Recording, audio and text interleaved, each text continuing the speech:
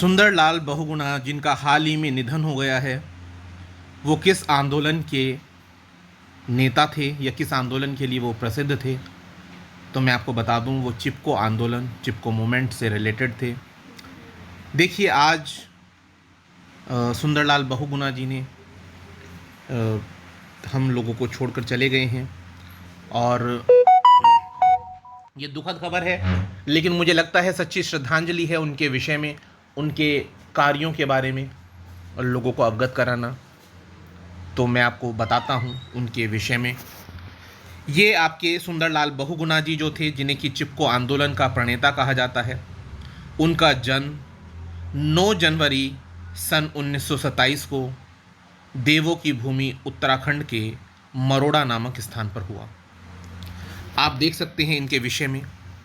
Leader of Chipko movement Sunderlal Bahuguna succumb to COVID-19. Celebrated environmentalist and leader of Chipko movement Sundarlal Bahuguna succumbed to COVID-19 at AIIMS Rishikesh on Friday, यानी आज ही के दिन। सुंदरलाल बहुगुणा जिनका जन्म 9 जनवरी 1927 को हुआ और आज 21 मई 2021 जब उनका शरीर पूरा हुआ, was an Indian noted Gadwali environmentalist and Chipko movement leader. The idea of Chipko movement, देखिए जो चिपको मूवमेंट था उसका आइडिया जो था वो उनकी वाइफ का था, was of his wife and the action was taken by him.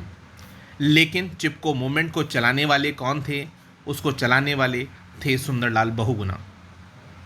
For years he has been fighting for the preservation of forest in the Himalayas. उन्हें प्रकृति से प्रेम था, तो प्रकृति से प्रेम के चलते उन्होंने संरक्षण करने की कोशिश की फॉरेस्ट को बचाने के लिए उन्होंने एक मूवमेंट चलाया, जिसमें उन्होंने और गांव की महिलाओं ने या गांव के लोगों ने मिलकर क्या किया? घेराबंदी की, या ये कहिए वो पकड़ करके खड़े हो गए, एक चेन बनाई पेड़ों को, और जो व्यापारी लोग पेड़ों को काटने आए थे उन्हें कहा कि अगर आपको काटना है तो पहले आप हमारे ऊपर हथियार चलाओगे, यानी पहले हमारे ऊपर कुल्हाड़ी चलाओगे, उसके बाद आप पेड़ काट सकते हो। यानी एक बहुत बड़ा मूवमेंट था, मुझे अच्छे से याद है इसके विषय में, और ये आपके लिए बहुत इम्पॉर्टेंट हो गया है, आपके एग्ज़ाम पॉइंट ऑफ व्यू से इम्पॉर्टेंट है। The preservation of the forest in the Himalayas first as a member of the Chipko movement in 1970 and later had spearheaded the। अब बात आती है चिपको मूवमेंट की। ये चिपको मूवमेंट वास्तव में था क्या? तो द चिपको मूवमेंट ऑफ चिपको आंदोलन was a forest conservation movement in India. It began in 1973 in Uttarakhand, then a part of Uttar Pradesh. आपको पता ही होगा 1973 में ये उत्तराखंड जो है वो उत्तर प्रदेश का ही पार्ट था, जो बाद में उत्तराखंड में तब्दील हुआ। And went on become a rallying point for many future environmentalist या environmental movements all over the world. It created a precedent for starting non violent protest in India. बिल्कुल जो गांधीयन पैटर्न था अहिंसात्मक रूप से विरोध करने का, वही तरीका इनका था कि इन्होंने एक नॉन वायलेंट प्रोटेस्ट की सहायता से वृक्षों को, जंगल को, उसकी सुरक्षा करने की कोशिश की। However it was Sunderlal Bahuguna, a Gandhian activist who gave the movement a proper direction and its success meant that the world immediately took notice of his non violent movement.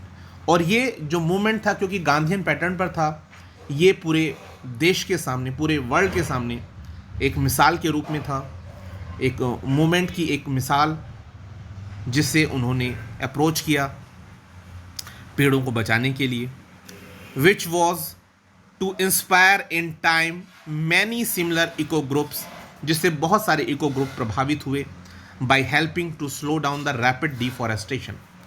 देखिए, डिफॉरेस्टेशन की वजह से हम लोग आज ऑक्सीजन के क्राइसिस से गुजर रहे हैं, और आप सभी लोग जानते होंगे, तो सिंपल प्रक्रिया है, सबको पता होगा कि फोटोसिंथेसिस की प्रोसेस में होता क्या है कि कार्बन डाइऑक्साइड को कंज्यूम करते हैं पेड़ और ऑक्सीजन को रिलीज किया जाता है, और वो ऑक्सीजन हमारे लिए प्राणवायु है, और उसके बिना बहुत से भारतीयों ने प्राण त्याग दिए उसकी कमी के चलते।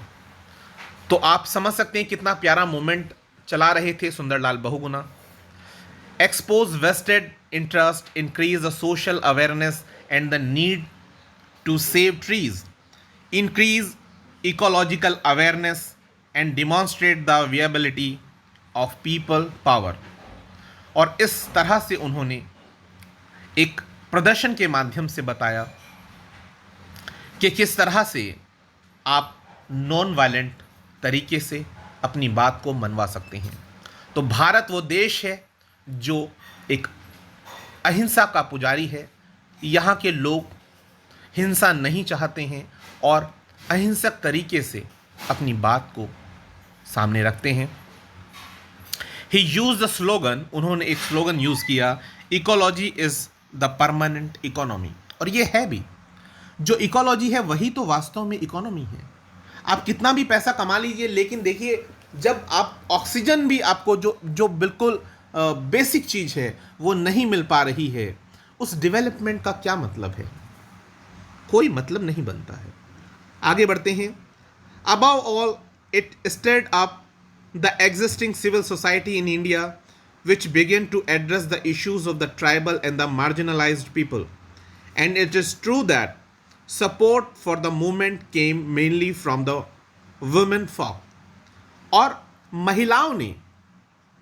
महिलाओं ने लोकगीतों के माध्यम से इस मूवमेंट को हवा दी, और उसके बाद ये जो मूवमेंट है वो पूरे के पूरे विश्व में विश्व प्रसिद्ध मूवमेंट रहा।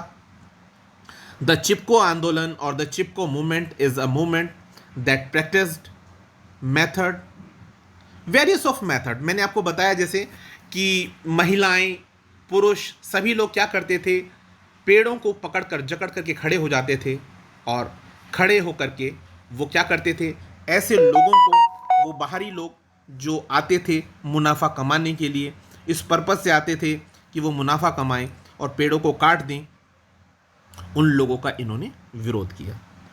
और बहुगुणा जो थे उनका जो घोष वाक्य था, घोष वाक्य मतलब जैसे स्लोगन कहते हैं, वो क्या था? वो था कि क्या है जंगल के उपकार, मिट्टी पानी और बयार, मिट्टी पानी और बयार जिंदा रहने के आधार। आप समझ सकते हैं कितनी प्यारी बातें उन्होंने की।